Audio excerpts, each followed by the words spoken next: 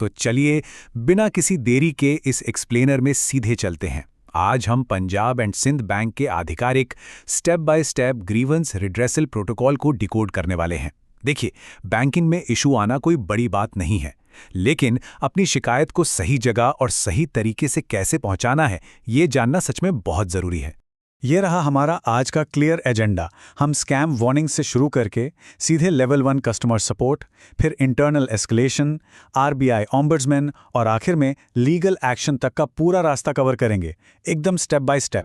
पर देखिए, किसी भी प्रोसेस को शुरू करने से पहले इस केवाईसी अपडेट और अकाउंट ब्लॉक स्कैम से बचना सबसे बड़ा टास्क है। आजकल स्कैमर्स गूगल और सोशल मीडिया पर फेक कस्टमर केयर नंबर्स डाल देते हैं और टेंशन में लोग उन पर कॉल करके सीधे फ्रॉड का शिकार हो जाते हैं। एक बात हमेशा याद रखिएगा, बैंक का ऑफिशियल स्टाफ आपसे कभी भी किसी भी हाल में आपके यूनिक ऐप का password, internet banking login, ATM pin या ओटीपी नहीं मांगेगा। और हाँ, रिफंड के नाम पर एनी डेस्क जैसा कोई भी स्क्रीन शेयरिंग ऐप तो बिल्कुल डाउनलोड नहीं करना है। चलिए अब आते हैं लेवल 1 पर। यह है हमारा इनिशियल कंप्लेंट स्टेज, यानी कस्टमर सपोर्ट। अब होता क्या है कि अगर आपका कोई ट्रांजैक्शन फेल होता है या ब्रांच में कोई इशू आता है, तो सबसे पहले आपको उनके official standardized public grievance address system यानी SPGRS पोर्टल पर कंप्लेंट रजिस्टर करनी है। इससे सिस्टम में एक ऑफिशियल रिकॉर्ड बन जाता है और ब्रांच मैनेजर को प्रॉब्लम ठीक करने का पहला मौका मिलता है। और इसमें सबसे इंटरेस्टिंग बात क्या है पता है? एक स्ट्रिक्ट टाइमलाइन। ब्रांच मैनेजर्स के पास कंप्लेंट मिलने की तारीख से उसे सॉल्व करने के लिए ठीक 7 दिन का टाइम होता है। बस 7 दिन, कोई अनिश्चित काल का इंतजार नहीं। चलिए कॉन्टैक्ट डिटेल्स ध्यान से नोट कर लीजिए। लेवल 1 का ईमेल है ho.customerexcellence@psb.co.in। कस्टमर केयर नंबर है 180041983000। व्हाट्सएप नंबर है +917799962838 और इनके पोर्टल का एड्रेस है punjabandsindh.bank.in। अब अगर लेवल 1 से बात ना बने या आपका रिफंड अटक जाए तो हम बढ़ते हैं लेवल 2 की तरफ, जो है इंटरनल एस्केलेशन। अगर उन 7 दिनों में आपकी प्रॉब्लम सॉल्व नहीं होती है, तो आपको अपनी कंप्लेंट सीधे प्रिंसिपल नोडल ऑफिसर को ईमेल करनी है। ध्यान रखिए, इस ईमेल में अपना मोबाइल नंबर, अकाउंट नंबर और ट्रैकिंग के लिए वो लेवल 1 वाला रेफरेंस नंबर जरूर डालना है।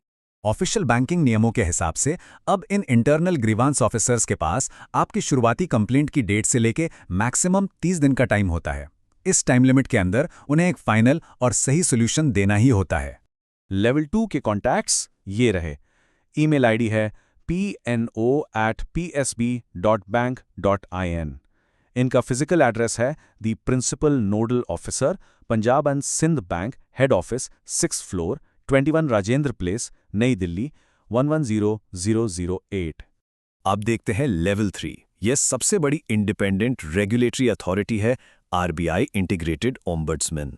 अगर इंटरनल नोडल ऑफिसर आपके क्लेम को रिजेक्ट कर दे या पूरे 30 दिन तक कोई जवाब ही ना दे, तो आपके पास इस मैटर को सीधी रिजर्व बैंक ऑफ इंडिया तक ले जाने का पूरा पावर है। आपको चुपचाप इंतजार करने की बिल्कुल जरूरत नहीं है। पर यहाँ एक बहुत बड़ा अपडेट है। 1 जुलाई 2026 से नियम बदल रहा है। रिजेक्शन के बाद फाइल करने की टाइम लिमिट स्ट्रिक्ट होकर सिर्फ 90 डेज रह जाएगी। तो इस मामले में जल्दी एक्शन लेना बहुत क्रिटिकल है। ओम्बड्समैन के पास फाइल करने के डिटेल्स ये हैं।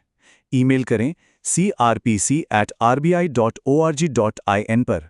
इनका सेंट्रल हेल्पलाइन नंबर है 14440 और पोर्टल एड्रेस है cms.rbi.org.in पर। अगर फिर भी कोई ऐसी बड़ी सिस्टमैटिक फेलियर हो जाए जिससे भारी नुकसान हो और ओम्बड्समैन से भी बात न बने, तो आती है आखिरी सीढ़ी, यानी legal action.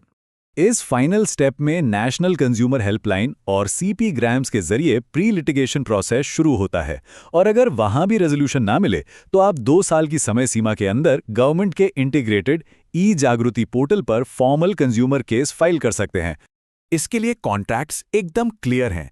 National consumer helpline के लिए डायल करें 1915 और इनके पोर्टल्स के एड्रेस हैं pgportal.gov.in और e-jagriti.gov.in।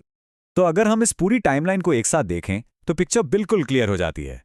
लेवल 1 पर 7 दिन, लेवल 2 पर 30 दिन, लेवल 3 पर 30 से 60 दिन और आखिर में लेवल 4 पर लीगल एक्शन के लिए 2 साल तक का विंडो मिलता है।